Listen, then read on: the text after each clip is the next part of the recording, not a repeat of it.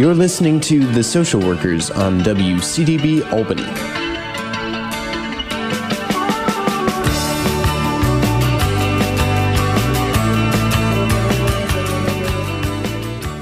Good morning. Welcome back to The Social Workers here on WCDB Albany. I'm Eric Hardeman, your co-host with Alyssa Lotmore. Welcome back. Hi, Eric. We're so excited. We have an exciting show today. Two shows, actually, in December. This week, we have BSW student Deon Young, along with an MSW student who will be acting as a co-host.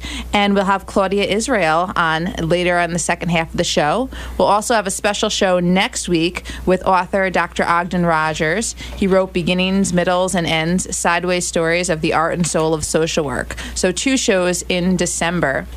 But today we have a BSW student, Deon Young, originally from Brooklyn, New York. He's currently enrolled in the Media Savvy Social Work Independent Study we have, where he created a media blog titled 50 Shades of Gay. So we're excited to find out a little bit more about his blog, what inspired him to write it, and sort of the experience he's had as he's made posts and read some of the comments on it.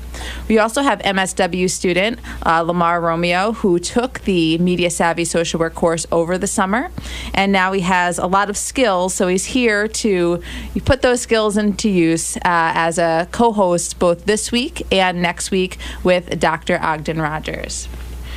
Great. So welcome, Deon. We'd like to now introduce officially Deon Young and have Deon talk a little bit about his experience with the Media Savvy Social Work course and more specifically with the blog that he's been working on. And so welcome, Deon. Hello, Eric. It's nice being here. Great. So first question, just tell us a little bit about the title of your blog and where the idea for the blog came about. So originally I was going to go with something cheesy like, I don't know, like identity and authenticity and how it changes your life or something crazy. But my first post, it's called 50 Shades of Grey. It's a post by an author. Her name is Io Tillett-Wright, and she is a speaker on TED Talks. And her first post was back in like 2003, where she had talked about the idea of boxes and how people are placed in boxes. And she mentioned this title called 50 Shades of Gay, and how it kind of puts people in these boxes that they go by for the rest of their lives. And I was like, 50 Shades of Grey. It kind of goes with the awareness piece that I want to go with. So that's kind of why I named it what I named. So a little while ago, you had mentioned both the ideas of identity and authenticity. I would like for you to maybe define your version of the word identity, and how do you identify as a person? That question is something I've been thinking about for a really, really long time. I wanted to post this, but it's better to speak about this on air. With the word identity, what I found to be really interesting is that we want to identify with like something, no matter what. As human beings, we always want to identify as something, whether it's a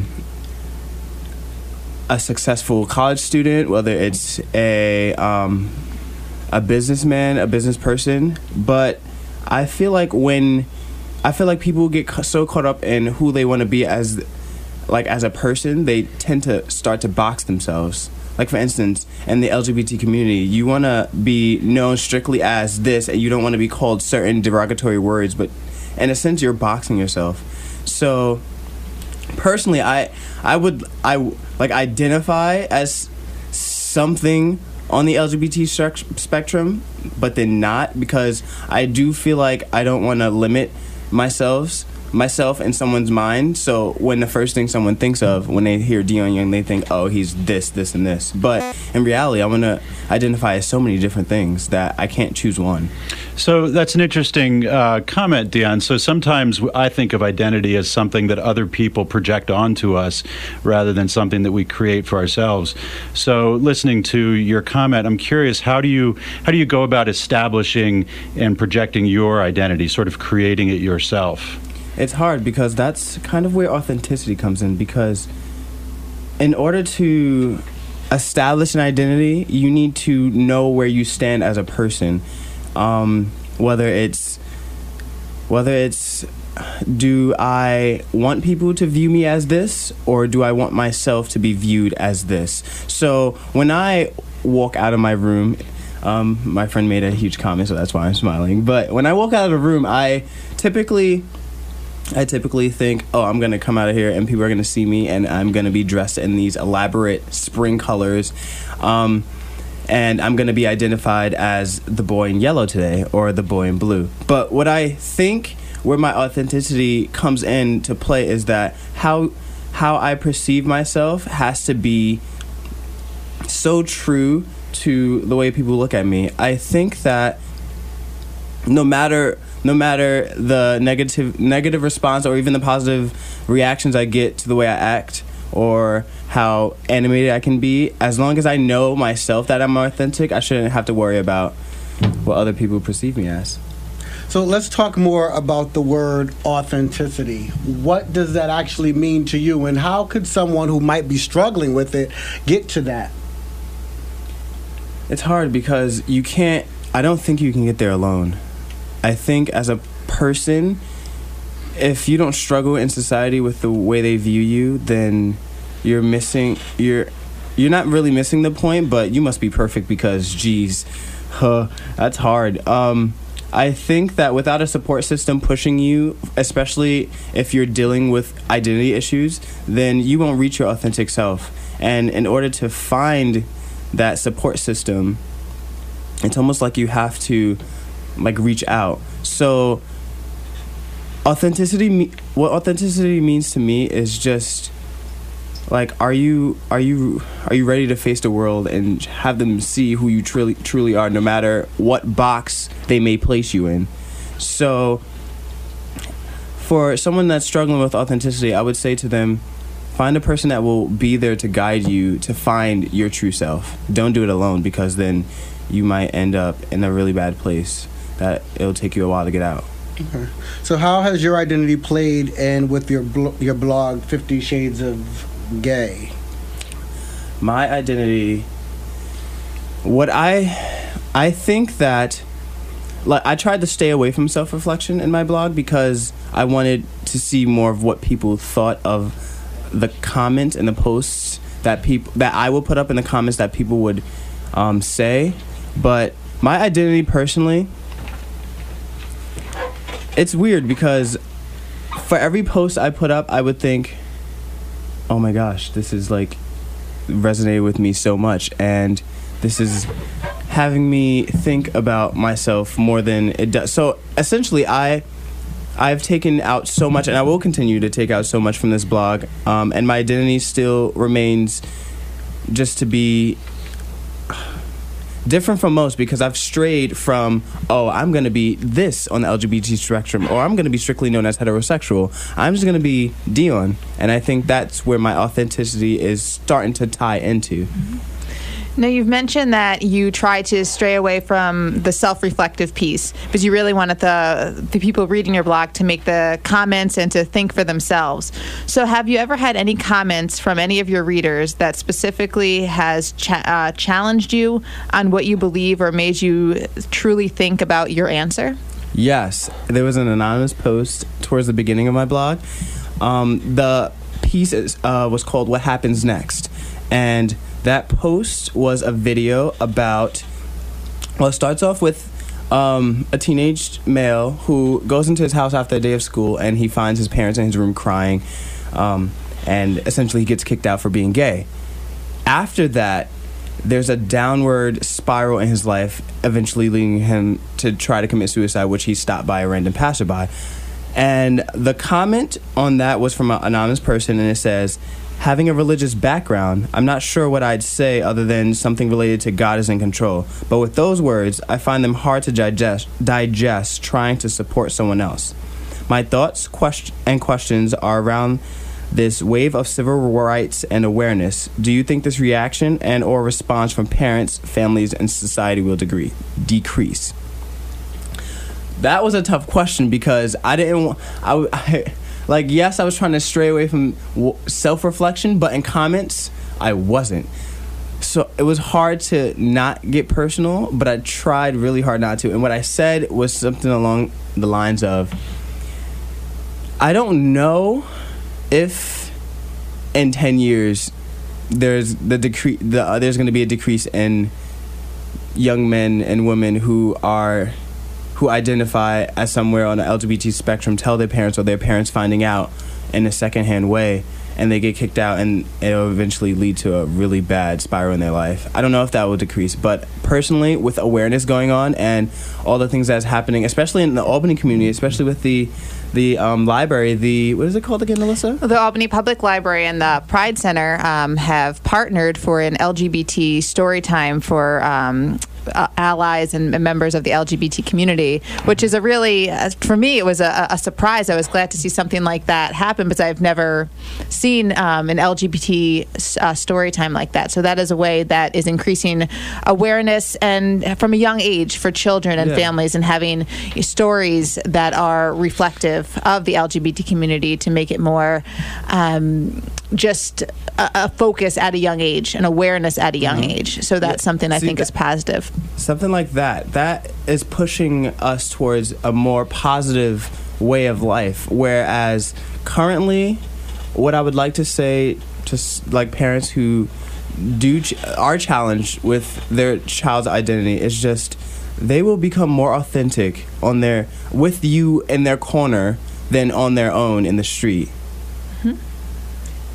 That support is a necessity for individuals. I mean, no matter if it's something we're talking about identity or just any issue or something going on in the life of a teenager or a child or an adolescent, that support system is critical from the parents, because if you can't turn to your family, who else are you going to turn to? And your family is the ones who need to be there for you. So that's something that's really, really important. So what is the hardest part been about your blog for you?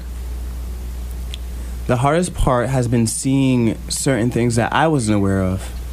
I wasn't aware of, like in high school, I felt like I was so confused with my own identity that I didn't want to go online or research certain topics about other people's struggling issues. So when I started this blog, I was seeing certain issues, and I was just like, that actually happens? Like, what could happen next? I knew something like that would happen, but at the end of the video, it was just really sad. Certain issues with the Army, that was sad for me too. So I think a lot of posts really did challenge me in that regard. Well, I think just with the media blog that you're doing and just the growing age of the internet, people are allowed to connect with other individuals and have that larger support system in a way, because they're able to see someone else identifies as me or like me. There's someone else going through this a similar experience. Whereas before, people had that.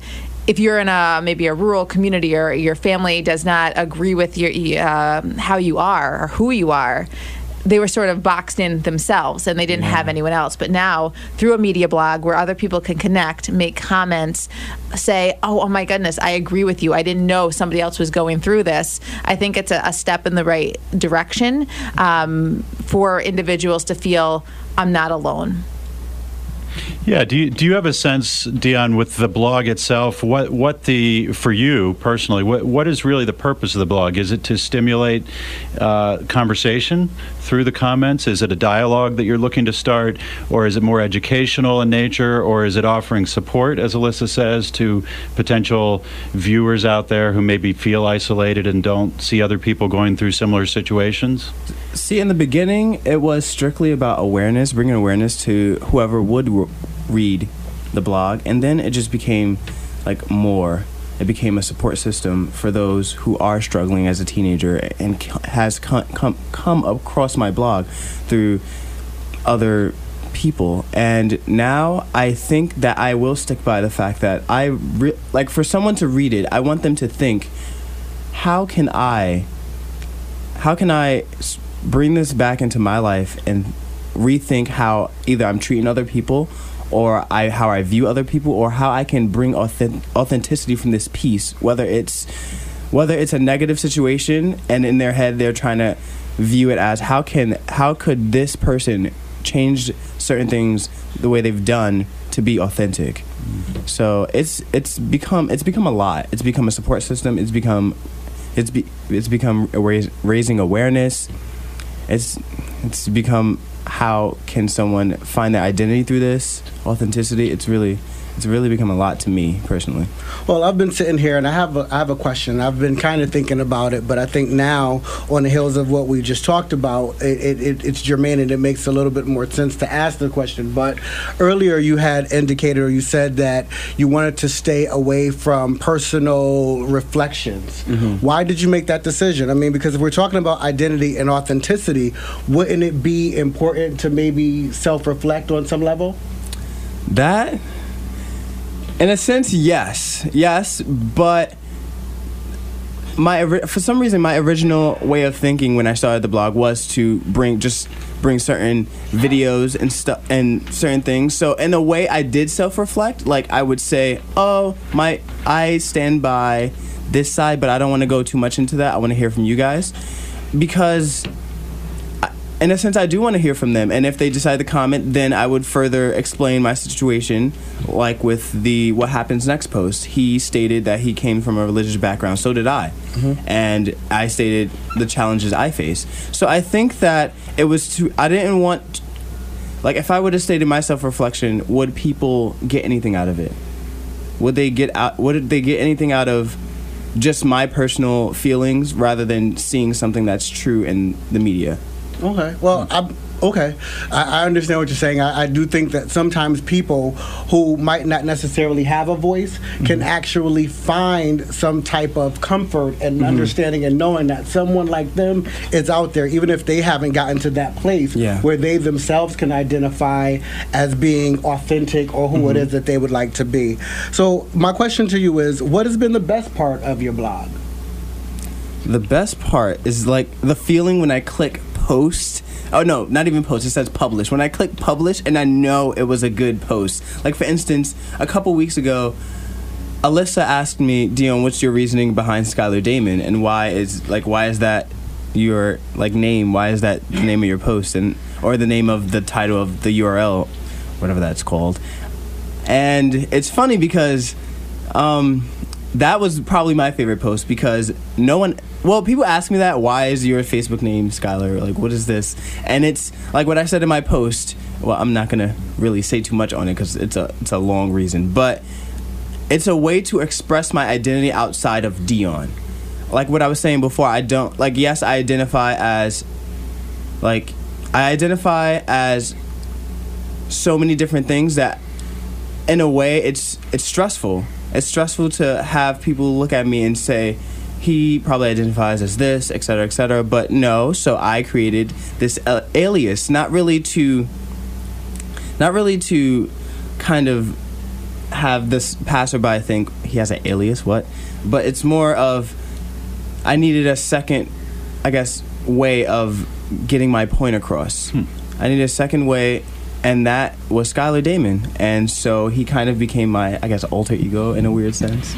Well, in your blog, you definitely, the explanation was very thought out. Mm-hmm. And I got something from it. I understood it. And I think for those listening, definitely check it out. And what is, for those who don't know, where can they find your blog? What is the URL for that? The URL for my blog is Skylar, SKYLAR, Damon, DAEMON.blogpost.com. Blogspot. Blogspot.com. Yes, Blogspot, because blog post is not a thing. So that should be something. There's a lot of great posts on your blog that you've put some thought into. So what have you... This blog has impacted you in some way, and did you, when you signed up for this independent study and we were going over what had to be done and what the requirements were, did you really think that you would get so much out of it? Did you think that it would impact you in such a way as it has? No, because I've tried to start blogs so many times in my life. It was just, it would be, whether it's self-reflection on what's going on in my life on an anonymous level, or it's like random posts that I find on the media or a book I've read. And starting this, it was just like, okay, so now I want to do a blog because it's something I've always been interested in, but I know it's going to be so much work because, I mean, it's school, and I have to follow all these guidelines. So when I started, it was just like, oh, let's start this post. And then when I started getting into the post, I'm like, this is amazing. I'm having so much fun because it's about something that I have a passion for. And extending on that idea of enjoying what you're doing and putting some passion into your learning experience, where do you see the blog going in the future? And sort of maybe tell us a little bit about your career plans and where you see yourself headed and how something like this blog experience might impact you. Career-wise, I want to do so much in my life, but that's beside the point. Next semester, I'm actually taking another media topic social work class called Media Savvy. With Alyssa, and I'm so excited for that. And for the blog, I am anticipating more posts. So my readers out there, don't worry, I am definitely posting. My next post will actually be on the Laverne Cox T story, or the T word, which stands for truth. That's just just in case you didn't watch it, but you should watch it. Just saying. And where was I going with this? Future plans and sort of right. how the blog might impact those? I think that I'm going to go on more of a self-reflection role, because another reason why I strayed away from self-reflection was because I felt like since it was more on a school level, I wanted to stray away from self-reflection. I'm sorry I didn't add that in before. But now I will start doing more self-reflection, so readers beware. Well, it should be very exciting. I mean, I'm glad that you were able to come on today onto the station and talk a little bit about your blog and what inspired it, because I think it raised awareness for those who might not have found your blog otherwise. And now being on the radio, hopefully other people now can connect and look at some of your posts, because some of them were pretty fabulous posts. Yes. So any other last words, final words that you'd like to mention about your blog, or what you've been writing about? I just wanted to also mention how much my blog has inspired me on a level that's really interesting. This past semester has been the most craziest semester for me, and I think that the blog has become more of a support system, because I actively go out and find ways to be like, oh, I'm feeling this way. Is there anyone else out there that's feeling the same way I am? When I posted what could happen next, I can't tell you how many times I went through a struggle, like an ordeal like that, and it's for the most part, it's built a way for me to establish a more abstract identity and more of a concrete way of finding authenticity. So I think for those out there who's struggling with their identity, I would say to them, find a support system and don't think inside the box. Okay. It's an inspiring message. Thank you for being our guest today, Deon. And thank you, Lamar, for helping us co-host this interview on the social workers. Alyssa? And I just want to remind everyone with the URL for Deon's blog. It's Skylar Damon, SkylarDaemon.blogspot.com.